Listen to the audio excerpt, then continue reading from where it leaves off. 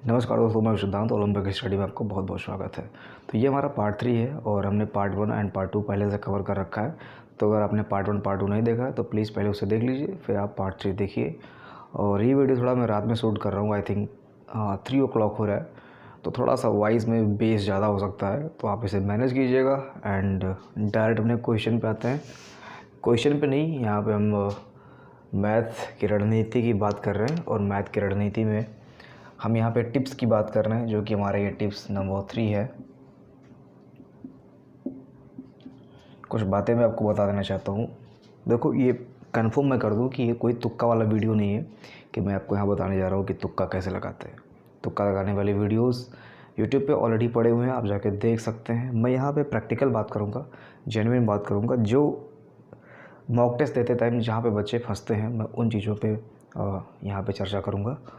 तो आप देख सकते हैं, जब आप मॉक टेस्ट देते हो, कोई भी मॉक टेस्ट बुक या फिर कोई भी मॉक टेस्ट आप देते हो, बेसिकली वहाँ पे दो प्रॉब्लम्स कभी कभी आ जाती हैं। मॉक टेस्ट देते टाइम क्वेश्चन जब आप अटेम्प्ट कर रहे होते हो, फ्लो में जा रहे हो, फ्लो में जा रहे हो, कहीं एक जगह पे प्रॉब्लम आ गई किसी पार्टिकुलर एक क्वेश्चन पे।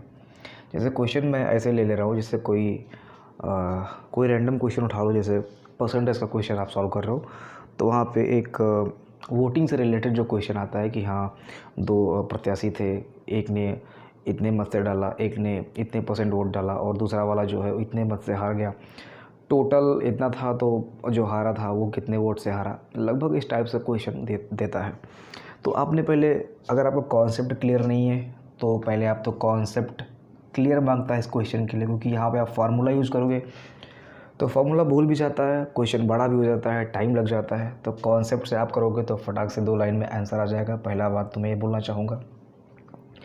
दूसरी बात मैं ये बताना चाहूँगा कि जब आपने कॉन्सेप्ट से क्वेश्चन को सॉल्व करना स्टार्ट किया, जैसे यहाँ पे ऑप्शन दिया है 20% से जीता जो दूसरा प्रत्याशी था, जो दूसरा था वो 25% से हारा, यहाँ पे 26% से जीता और यहाँ पे 26% से हारा।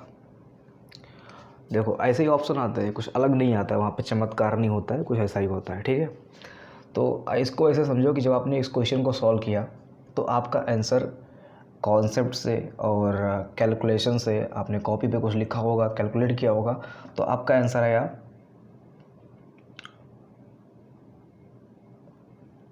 26%। ठीक है, मान लिया कि आपका आंसर आया 26%। थोड़ा सा आप यहाँ पे करेक्शन कर लीजिए, या आप इसको आप कर दीजिए 35%। जो इस क्वेश्चन का आंसर होगा वो 35% आंसर होगा, राइट आंसर होगा 35%। लेकिन आपका जो आंसर आ रहा है वो 26% आ रहा है, जो कि रॉन्ग क्वेश्चन है, रॉन्ग अटैम्प्ट है, ठीक है, रॉन्ग आंसर है। तो यहाँ पे जब बच्चे क्या करेंगे कि ऑप्शन में चेक करेंगे कि ये 26% कहीं पे है कि नहीं है, तो ये 26% जीता है।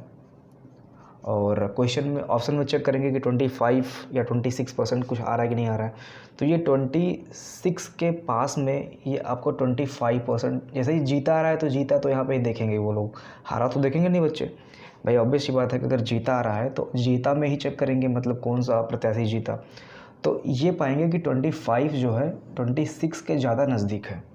यहीं पे बच्चे क्या करते हैं, गलती करते हैं, और ये 26 की जगह पे अगर उन्हें 26 नहीं मिला तो 25 मार के चले आएंगे।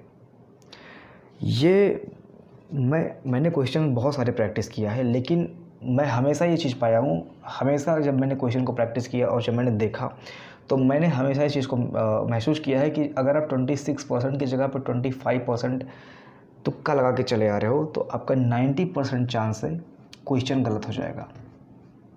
अगर आपने 26% कॉन्सेप्ट का यूज़ करके कैलकुलेट करके अगर 26% आप लाए हो और ऑप्शन में आपको वो चीज़ नहीं मिल रहा है और आपने 25% मार्क कर दिया ज़बरदस्ती अप्रॉक्स करके कि हाँ इसके बराबर लगभग है, तो ये आपका गलत जाएगा। आपको नहीं अटेम्प्ट करना है। 26% जीता और 25% जीता, ये भल से पास में है, लेकिन आपको ऐसे क्वेश्चन पे अटेम्प्ट नहीं लेना है। आपको या तो स्किप कर देना है या फिर अगली बार जब आप रिव्यू करोगे वहाँ पे आप इसको अटेम्प्ट कर सकते हो। तो यहाँ पे ये अटेम्प्ट हमें नहीं लेना है, ठीक है। दूसरी बात यह है कि कभी बच्चे कहते हैं सर क्या हम मैथ्स में तुक्का मार सकते हैं क्या।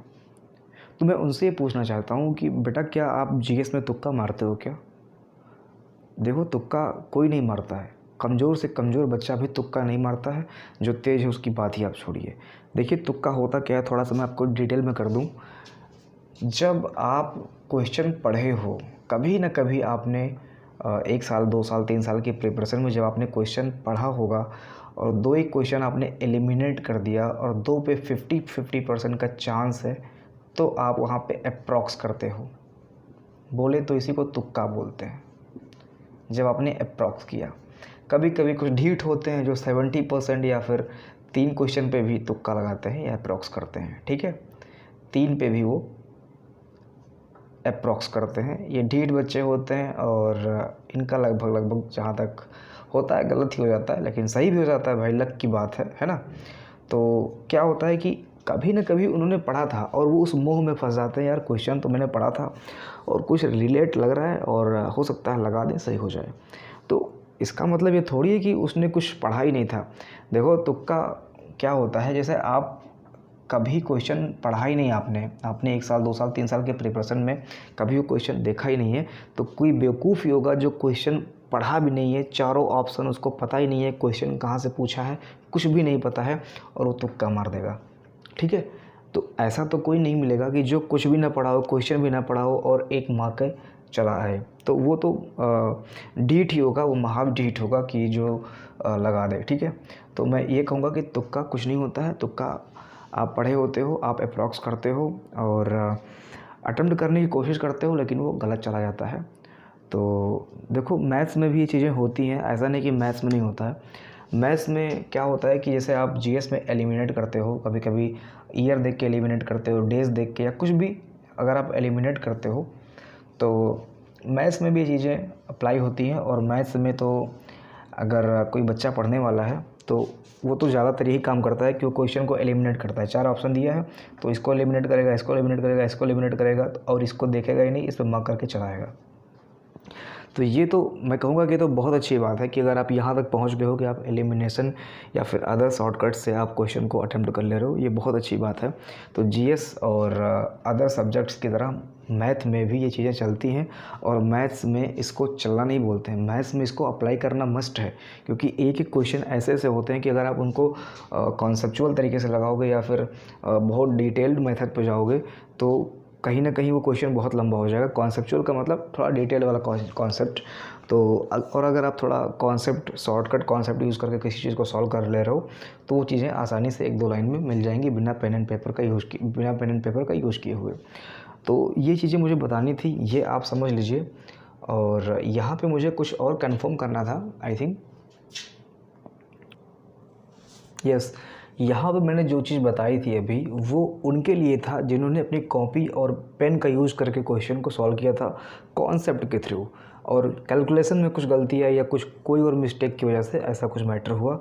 लेकिन जो लोग अप्रॉक्स करते हैं, अपने माइंड में क्वेश्चन को सॉल्व करते हैं, उनका मैथ सही है, वो कॉन्सेप्ट अपने माइंड में सॉल्व करते हैं, बिना पेन और पेपर का यूज़ किए हुए वो क्वेश्चन को सॉल्व करते हैं। तो मैं कहूँगा कि अगर वो चीज़ें अप्रॉक्स आती हैं, जैसे यहाँ पे 26% है और यहाँ पे 25% है, अभी बाई चांस अगर ये सही होता, ठीक है, तो वो जब सॉल्व करेंगे तो अगर उनका आंसर सही होना होगा तो उनका जो आफ्टर सॉल्यूशन जो आंसर मिलेगा उनको, उनका 26 आएगा, उनका 27 आएगा, उनका 24 आएगा, क्योंकि उन्होंने माइंड में सॉल्व किया है।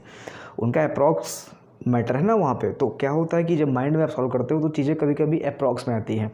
तो अगर आपका 24 भी यहाँ पे आ रहा है और फाइनली इन तीनों को समअप करने के बाद में इन तीनों से कोरिलेट करता हुआ एक ऑप्शन आपका 25 है, जो 24 और 25 और 26 से लगभग है, तो आप यहाँ पे तुक्का लगा सकते हो। उस केस में 90% चांस है, 99% चांस है वो चीज़ सही हो जाएगा, ठीक है। कहने का मतलब है कि जब आप पेन और पेपर का यूज़ करके सॉल्व कर रहे हो और कुछ पहले जैसी कंडीशन आ रही है, तो आपको तुक्का नहीं लगाना है। और जब आप माइंड में क्वेश्चन को सॉल्व कर रहे हो, अप्रॉक्स के थ्रू, अपने कॉन्सेप्ट, अपने कमांड के थ्रू क्वेश्चन को सॉल्व कर रहे हो और आपका आंसर आ रहा है और आगे पीछे नंबर्स हो रहे हैं, तो आप वहाँ पे तुक्का लगा सकते हो। तो ये होता है अप्रॉक्स करने का पैटर्न, और इसको तुक्का आप नहीं बोलोगे, मैं भी तुक्का ही बोल रहा हूँ। तो इसको बोलते हैं अप्रॉक्सीमेशन, ठीक है। मैथ्स में इसका बहुत इंपॉर्टेंट है। तो यहाँ पे आप देख सकते हैं इन सारे वीडियोस को मैंने कवर कर रखा है। अगर आपको कुछ चीज़ें अच्छी लग रही हैं इसमें से, तो आप वीडियो को प्लेलिस्ट में जाइए, वीडियोस पे जाइए, वहाँ सर्च करके देख सकते हैं। और आगे बने रहने के लिए हमें फॉलो कीजिए, ओलंपिक चैनल को सब्सक्राइब कीजिए। थैंक यू, टेक केयर, मेहनत करते रहिएगा।